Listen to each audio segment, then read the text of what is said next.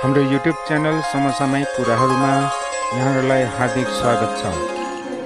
अनि मेरा गुरु 108 मोहन प्रियाचार्यजी महाराजको आशीर्वाद लिँदै र यहाँ मन्दिरका समस्त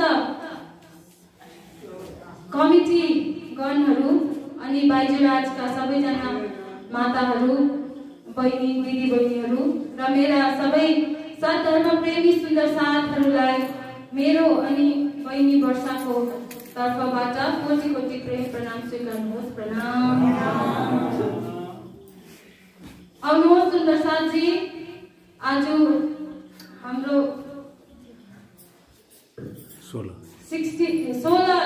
16औं दिनको यो प्रसङ्गलाई अगाडि बढाऊ र त्यस अगाडि एउटा धुन गाएर सुरु गरौँ। सुन्दर साथजी, राजजीलाई आफ्नो हृदयमा बोलाऊ, पछि दोहोऱ्याउनु होला। सुन्दर साथजी, सावरिया आजा रे कन्हैया आजा रे, सावरिया आजा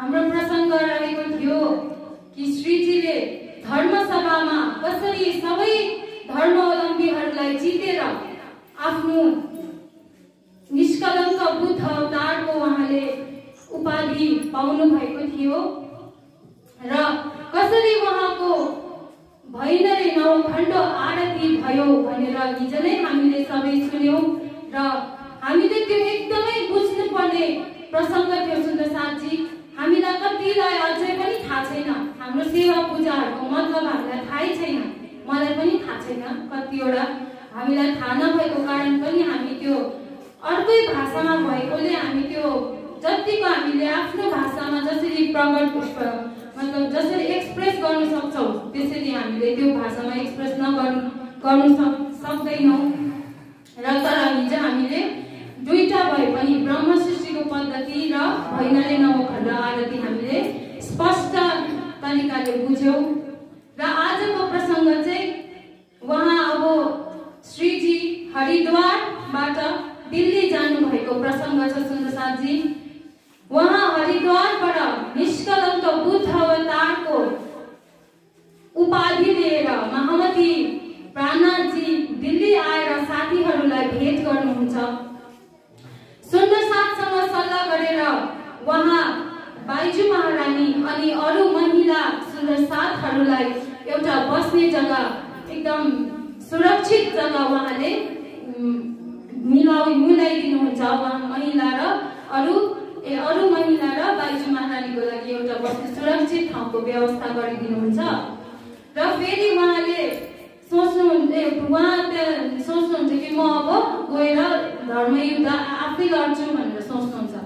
तर फेरि उहाँको मनमा आउँछ कि होइन, यहाँ भएका मुस्लिमहरू त कति एक भएर, हामी सबैलाई थाहा भएको कुरा हो सुन्नु साथी, मुस्लिमहरू कति एक भएर काम गर्छन् होइन।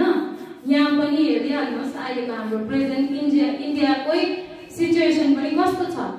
यहाँ अरू जग्गाको सबै आतंकवादीहरू मिलेर इन्डियालाई कस्तो अहिले दुःख दिइराखेको छ। जहिले तहिले हेर्नु न्युजमा कश्मीरमा अट्याक भयो, आतंकवादी अट्याक, आर्मीलाई मारेको, योहरू मात्रै सुन्नुपर्छ।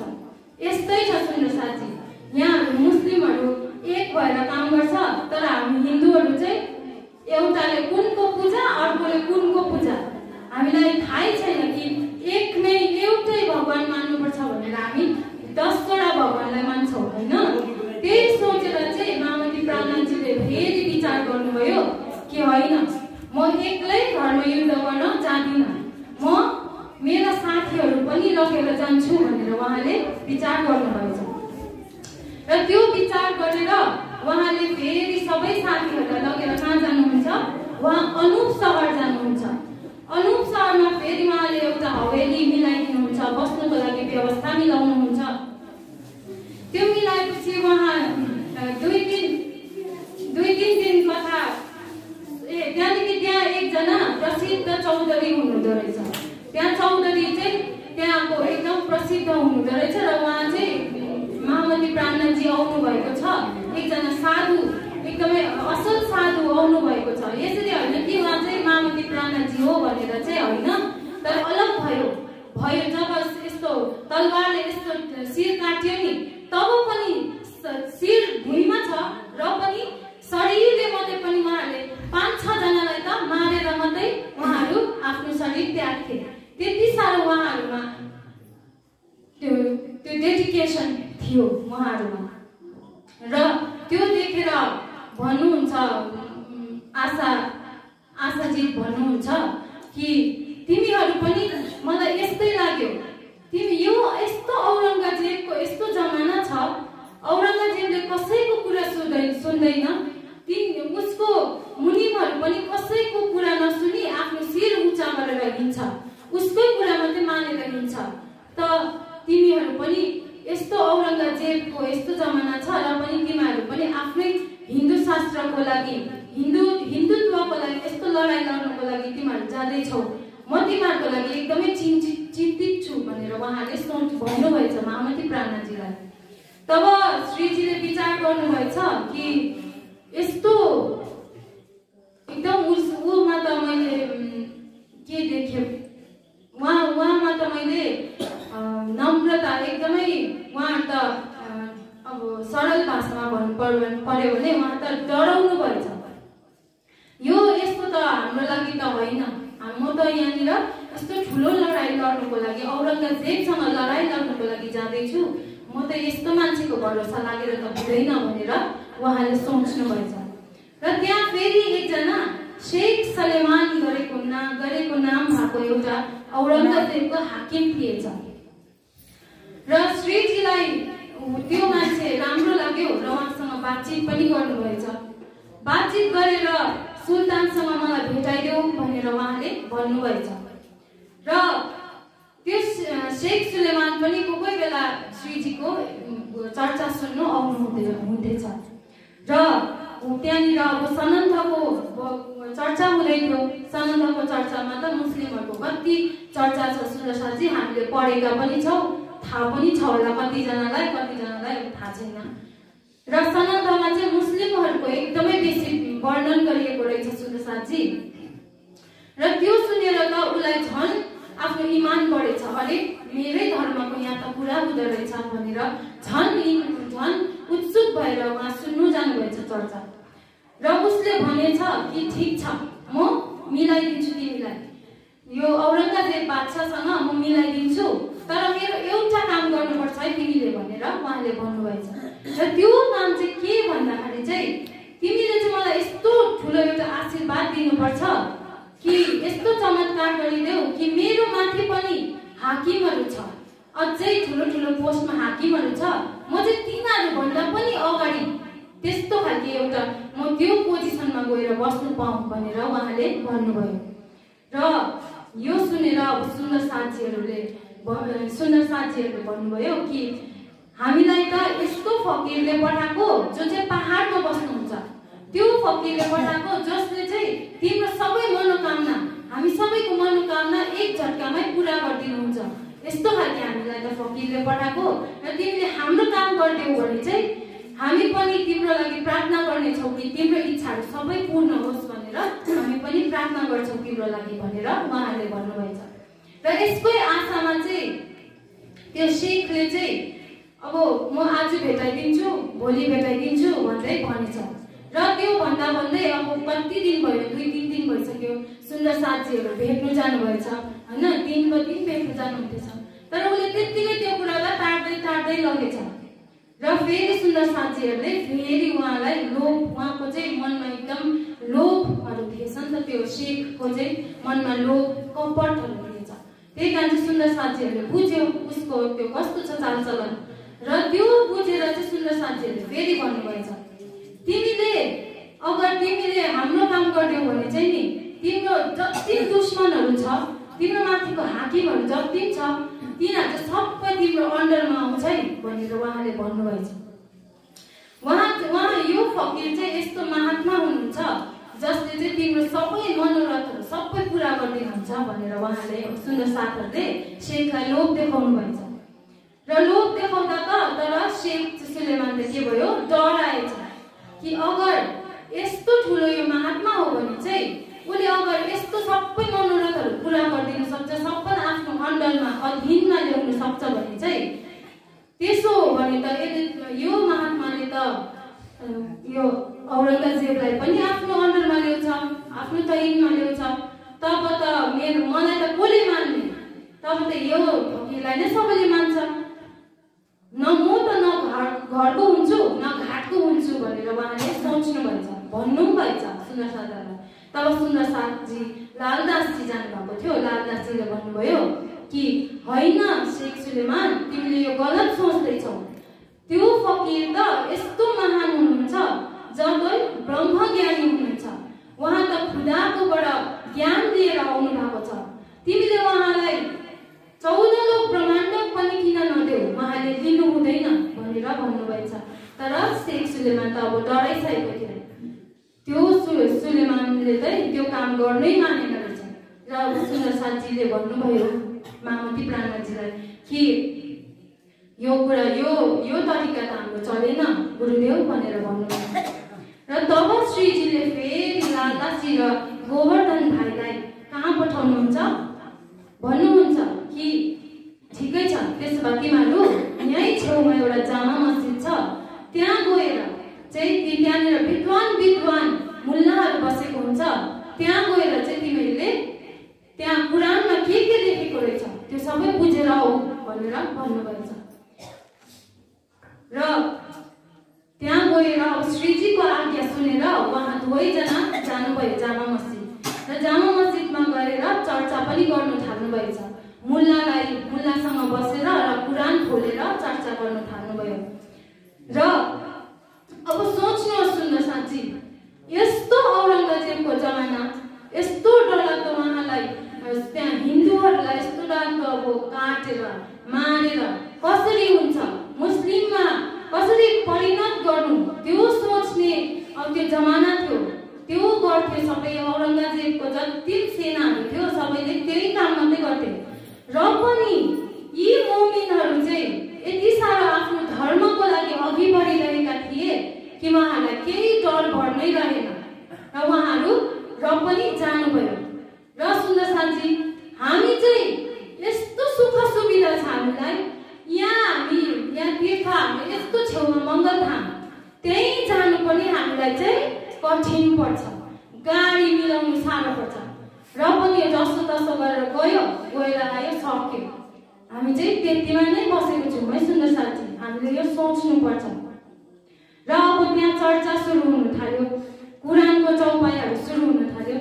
र यो लालदासजी महाराज चाहिँ ज्ञानी हुनुहुन्थ्यो नि त, उहाँलाई त सबै थाहा थियो कुरानको कुराहरू।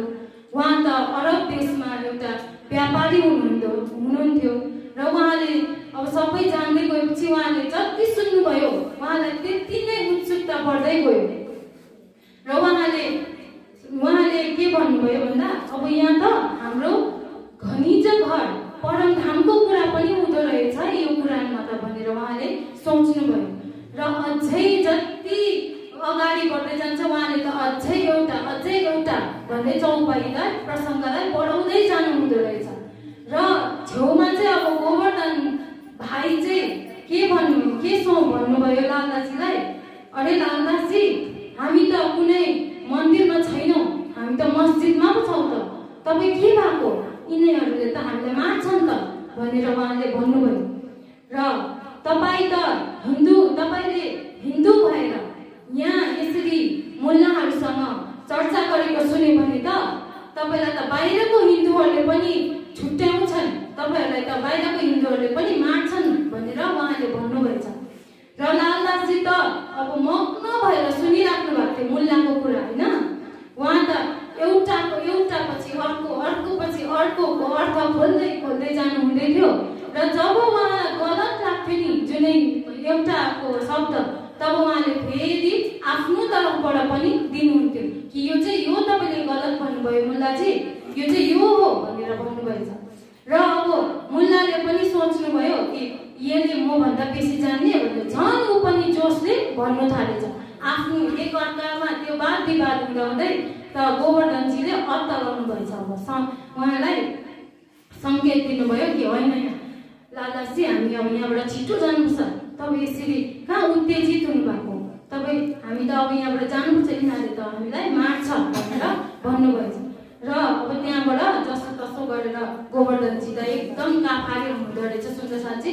उहाँले त लालदासजीलाई तानेर अब त्यहाँबाट उयो मस्जिदबाट निकाल्नुभयो। दुईजनै अब मस्जिदबाट निस्के। लालदासजी त अब त्यहाँभित्र भएको चर्चाको एकदम विवरण उहाँले मनमा एकदम सोच्दै हिँड्नुभएछ। तर गोवर्धन भाइ चाहिँ स्पिड जानुभएछ, घर अब छिटो हिँड्नुभएछ अगाडि। र अब पुग्नुभयो श्रीजी कहाँ। श्रीजीले सोध्नुभयो कि के भयो चर्चामा, कस्तो भयो चर्चा मुल्लासँग गोवर्धन भाइ भनेर सोध्नुभएछ। र उहाँले अब गोवर्धन भाइले जवाब के दिनुभयो सुन्दरसाथजी यहाँ सुन्नुहोस् है। उहाँले भन्नुभएछ कि हामी त त्यहाँ गएर यस्तो जोसले चर्चा गर्यौँ श्रीजी कि हामीले त यति साह्रो, अब उहाँले गलत भनेको पनि हामीले त यस्तो जोसले जवाबहरू दियौँ तिनीहरूलाई, त हामीले सबै कुरा उनीहरूले नजानेको कुरा पनि सिकाइदिउँ भन्दै भन्नुहुँदो रहेछ। अब त्यहाँ त यस्तो डर छेरुवा जुम लालदासजी महाराजलाई होइन जुम पारेको। यता चाहिँ श्रीजीलाई चाहिँ आफ्नै बढी सुनाउनु हुँदो रहेछ। त्यहाँदेखि त्यो सुनाउँदा लालदासजी आइपुग्नुभयो त्यहाँनिर। त लालदासजीलाई स्वामीजीले सोध्नुहुन्छ, त लालदास तिम्रो के छ विचार भन न भनेर भन्नुभएछ। तब लालदासजीले भन्नुभयो, हमारा हिना चटाई पर मना होता है और यहाँ से भी उठा जाता है तब चित्त न रहवे ठौर। उहाँले भन्नुभएछ, हे स्वामीजी आजको कुरा त म तपाईँलाई के भन्नु, जब हामी तपाईँसँग यहाँ बस्छौँ नि तब त एकदमै आनन्द भएर बस्छौँ, एकदमै हामीलाई त मस्ती छ यहाँ त भनेर उहाँले भन्नुभएछ। र तर जब हामी बाहिर जान्छौँ नि अर्काको जग्गामा बाहिरतिर जान्छौँ नि तब चाहिँ हाम्रो मन अति नै विचलित हुँदो रहेछ स्वामीजी भनेर उहाँले भन्नुभएछ। हामीमा त धैर्य धारण गर्ने शक्ति नै नरहँदो रहेछ भनेर उहाँले भन्नुभयो। हामीलाई त लाग्दो रहेछ कि कसैले हामीलाई मार्छ कि कसैले केही भन्छ कि भनेर हामीलाई त्यस्तो मनमा लाग्दो रहेछ भनेर उहाँले भन्नुभयो। र यो त अब कति विपरीत हो नि सुन्दरसाथजी। गोवर्धन भाइ चाहिँ डर छेरुवा, तर लालदासजीले चाहिँ कस्तो मजाले चर्चा गर्नुभयो। तर लालदासजीले यहाँ के भन्नुहुँदैछ, हामी त बित्थाको बाहिर गएर चाहिँ हामी तपाईँसँग जस्तो छौँ त्यस्तो त एकदमै हुँदैन रहेछौँ भनेर उहाँले भन्नुभयो। र यो कुरा भन्ने बित्तिकै चाहिँ कसलाई मनमा चस्से लाग्यो, गोवर्धन भाइलाई अब लाग्यो, किनभने उहाँ हो नि त त्यस्तो त्यो छल गर्ने त होइन, उहाँले हो नि त ढाँट्ने त। उहाँले भन्नुभयो, उहाँले बुझ्नुभयो कि यो चाहिँ लालदासले चाहिँ मलाई नै भनेको भनेर बुझ्नुभयो, किनभने ज्ञानीलाई त इसारा नै काफी छ सुन्दरसाथजी। तब उहाँले भन्नुहुन्छ कि हे श्रीजी यो सब जुन चाहिँ लालदासजीले भन्नु हुँदैछ नि त्यो चाहिँ मलाई भन्नु हुँदैछ है भनेर उहाँले भन्नुभयो।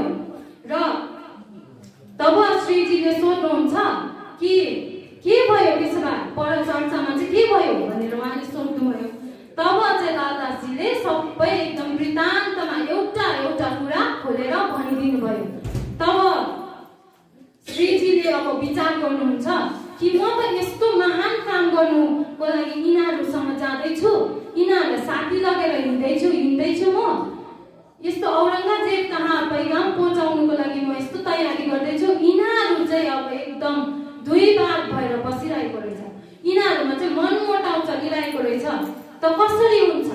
मेरो काम कसरी हुन सक्छ यसरी? मेरो त राज्यको यो काम त म त पुरा गर्न सक्दिनँ यसरी भनेर उहाँले विचार गर्नुभएछ।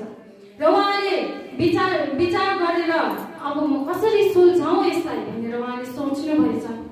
र उहाँले अब भन्नुभयो, साह्रै भयो यिनीहरूलाई, म यसरी हुँदैन रहेछ भनेर उहाँले भन्नुभयो कि हे दादाजी, तपाईँ चाहिँ लेख्ने पढ्ने काम गर्नुहोस्, यहीँ बस्नुहोस् तपाईँ चाहिँ, र गोवर्धन भाइ चाहिँ सुरत जानुहोस्।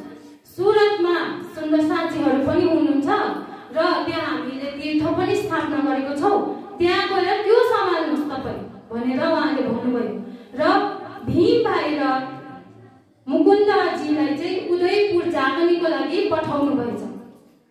र उहाँ चाहिँ आफूसँग लालबाई र मानिक भाइ अनि अरू 1-2 सुन्दर साथी लिएर घोडागाडीमा चढेर कहाँ जानुभएछ? फेरि उहाँ फर्केर अनुप सहर नै जानुभएछ। र त्यस बेला अलिकति उहाँ बिरामी पनि हुनुभएछ अनुप सहरमा। र तर उहाँसँग जो जानुभएको थियो मानिक भाइ, उहाँकोमा चाहिँ औषधिहरू रहेछ, उहाँले चाहिँ औषधिहरू बोक्नु भएको रहेछ। र त्यो औषधिको गाडा बनाएर स्वामीजीलाई पिलाउनु भयो र स्वामीजी अलिकति स्वस्थ हुनुभएछ। र त्यो भएर तर लालभाइलाई चाहिँ यति साह्रो अब उहाँको दुर्लभ अवस्था देखेर चाहिँ उहाँ रुनु भएछ। र रुँदै विलाप गर्नुभएछ र राज्यसँग उहाँको स्वास्थ्यको लागि प्रार्थना पनि गर्नुभएछ। तर श्रीजीले के भन्नुहुन्छ हेर्नुहोस् सुन्दर साथी, श्रीजीले भन्नुहुन्छ कि हे लालभाइ, मेरो चिन्ता तिमी नगर, मेरो त अझै काम गर्नु डल्लै बाँकी नै छ। मलाई त सतगुरु देवचन्द्रजीले के साकुमा र सकुण्डल भाइलाई खोज्ने जिम्मेवारी दिएर जानुभएको छ। त्यो काम नगरी त म त धामको दैलो त छिर्नु पाउँदिन। लालभाइ, तिमी मेरो सुर्ता नगर भनेर उहाँले भन्नुभएछ। जब मेरो जाने समय आउँछ नि तब म आफै नै भन्छु भनेर उहाँले भन्नुभयो। त्यसबेला अनुप सहरमा नै श्रीजीमा चाहिँ परब्रह्म परमात्माको आवेश आयो र उहाँकै जोशले चाहिँ उहाँले कलश ग्रन्थको भाव लिएर सनन्थको 30वटा चौपाई 11 देखि लिएर 40 सम्मको प्रकरणहरू अवतरित भएछ उहाँको मुखारबिन्दबाट। यो सनन्थको प्रकरणहरूमा चाहिँ पुराणको रहस्यपूर्ण प्रसङ्गहरू स्पष्ट रूपले लेखिदिएको रहेछ। प्रियतम परमात्माको यो अपूर्व देन नै श्रीजीको लागि एउटा भेट हो। जस्तो सनन्द बानीको अवतरण हुन्छ त्यस्तै श्रीजीले हेर्नुहुन्छ अनि अनेक प्रकरणहरू देख्नुहुन्छ र उहाँ त्यो हेर्दै एकदम खुसी हुनुहुन्छ, किनभने त्यस सनन्थको प्रकरणहरूमा चाहिँ उहाँले अहिलेसम्म गर्नु चाहेको काम, सुल्तानसँग जानुको लागि भेट्नुको लागि जुन चाहिँ उहाँले काम गर्नु हुँदै थियो त्यो काम चाहिँ यस ग्रन्थले चाहिँ सजिलैसँग गरिदिने रहेछ भनेर उहाँले थाहा पाउनुभयो। र यसमा चाहिँ यो ग्रन्थलाई मैले लिएर चाहिँ सुल्तानकोमा गए भने चाहिँ सुल्तानले यो पढ्छ र बुझिहाल्छ अनि मेरो काम पनि पुरा हुन्छ भनेर उहाँले सोच्नुभयो। तब भन्नुहुन्छ, हुआ हुकुम हकका शेख बदला ऊपर, जाओ तुम सुल्तान पे देखो सुख खबर। श्रीजीले भन्नुहुन्छ कि श्रीजीले शेख बादल भाइलाई भन्नुहुन्छ, शेख बादल भाइ चाहिँ एउटा सुन्दर साथ नै हुनुहुन्थ्यो र उहाँलाई आज्ञा दिनुभयो र भन्नुभयो कि शेख बादल भाइ, तिमी गयो यो ग्रन्थ लिएर, यो पुराणको रहस्यहरू खोलिएको ग्रन्थ लिएर चाहिँ तिमी कहाँ जाऊ? तिमी यही जामा मस्जिदतिर जाऊ, दिल्ली जाऊ र त्यहाँ गएर चाहिँ गेटमा यहाँ मेन त्यो पस्ने मान्छेहरू आउने जाने गेटमा हुन्छ कि सिँढीमा हुन्छ, त्यहाँ बसेर यो सबै यो चाहिँ तिमीले एकदमै सुनाउनु, सबैलाई त्यहाँ गएर पाठ गर्नु है भनेर उहाँले भन्नुभएछ। र कसैले यसको अर्थ सोध्यो भने तिमीले मजाले यसको अर्थ गरिदिनु र मलाई खबर पनि गर्दै गर्नु भनेर उहाँले भन्नुभयो। र अब उहाँ चाहिँ अब शेख बादल भाइ चाहिँ शुक्रबारको दिन जानुभएछ, मस्जिद जानुभयो र उहाँलाई थाहा थियो कि राजा चाहिँ त्यहाँ के गर्नु आउँछ, शुक्रबारै पछि नमाज पढ्नु आउँछ भनेर उहाँलाई थाहा भएछ। र उहाँ चाहिँ सिडीमा बसेर अब त्यसको जोड-जोडसँग सनन्द ग्रन्थको जोड-जोडसँग उहाँले वाणी पठन गर्नु थाल्नुभएछ। र कतिले त भने कि यो वाणी त कति राम्रो रहेछ, तर हाम्रो कुरान होइन भनेर उहाँले भन्नुभएछ। कोही कहे हिन्दी में लिखे यह कलाम, बातें तो बड़ा कहे पर हमें रवा न हो इस ठामा। कुरा त सही हो, यो एकदम सही कुरा हो, तर हाम्रो यो रिवाजमा नै छैन कि हामी चाहिँ ग्रन्थ यो कुरान ग्रन्थ छोडेर चाहिँ अरूको ग्रन्थ पढ्नु, यो चाहिँ हामीलाई छैन, हाम्रोमा छैन भनेर उहाँले भन्नुभएछ। सबैजनाले यस्तै भनेछन्।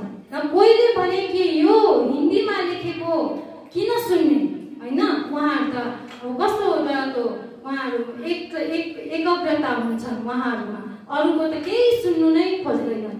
त्यस्तै उहाँहरूले भन्नुभएछ यो हिन्दीमा लेखेको छ, हामीले किन सुन्ने। कतिले राम्रो पनि भनेछन्, तर कतिले त फेरि तिरस्कार पनि गरेछन्। र उनी त्यहाँबाट त्यो भएन, त्यहाँ कसैले कुरा सुनेन र उहाँ त्यहाँबाट गनी बे की हवेली भन्ने ठाउँमा जानुभएछ। त्यहाँ गएर फेरि उहाँले जोड-जोडसँग सनन्द ग्रन्थको पठन गर्नु थाल्नुभएछ।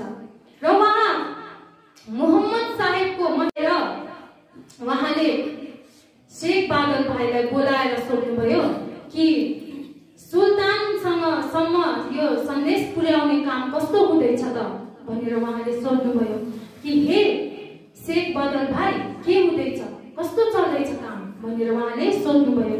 तब शेख बादल भाइ भन्नुहुन्छ, आफ्नो सम्पूर्ण वृत्तान्त आफ्नो पितक उहाँलाई सुनाउनुहुन्छ र भन्नुहुन्छ, मैं तो बहुत पुकारिया इना पोठदै तरफ हक।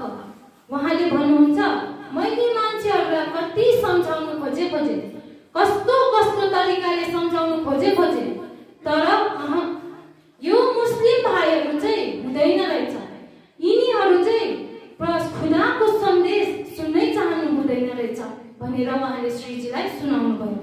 उनले भन्नुभयो कि यी मुस्लिम भाइहरू त परमात्मादेखि विमुख भएका रहेछन् श्रीजी भनेर उहाँले भन्नुभयो। र अबको अगाडिको प्रसङ्ग चाहिँ बहिनी वर्षाले तपाईहरुलाई सुनाउनुहुनेछ। सुन्दरसाजी, बोलो श्री प्राणनाथ प्यारे की। Please like, comment, share and subscribe my channel.